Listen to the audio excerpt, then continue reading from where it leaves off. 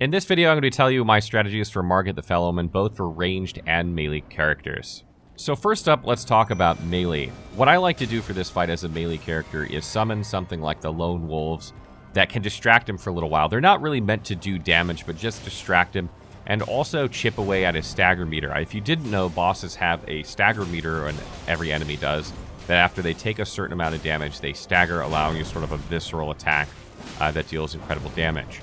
So as the wolves chip away at him and you swing at him, eventually that stagger meter is going to fill, even though you can't see it on the screen, and he's going to get staggered, allowing you some free damage.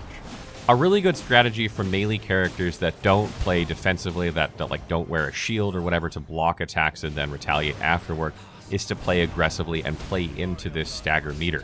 If you use, again, something like the wolves, it helps speed that up.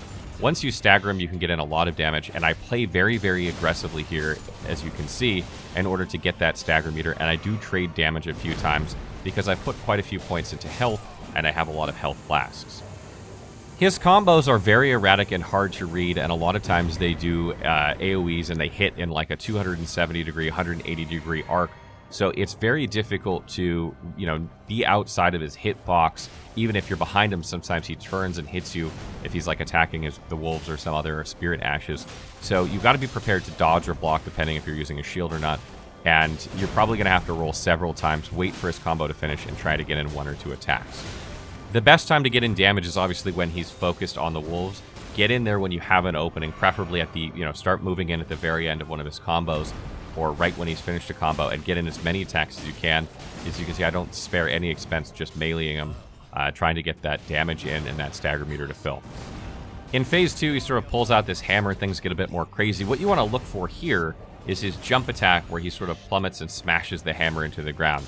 I roll forward through this attack to position myself right next to him so that I can start meleeing instantly, and it pays off both times. So you want to learn to time your roll so that you don't take that AoE damage and that you iframe through it, and you position yourself right next to the boss so you can attack the second you come out of that roll. The strategy is a little bit different if you're playing a ranged or sorcerer type build. You're going to want to hang back and use your summons to distract him while you range your way at him with your spells or your bow. And then obviously try and dodge his attacks and create separation when he comes at you.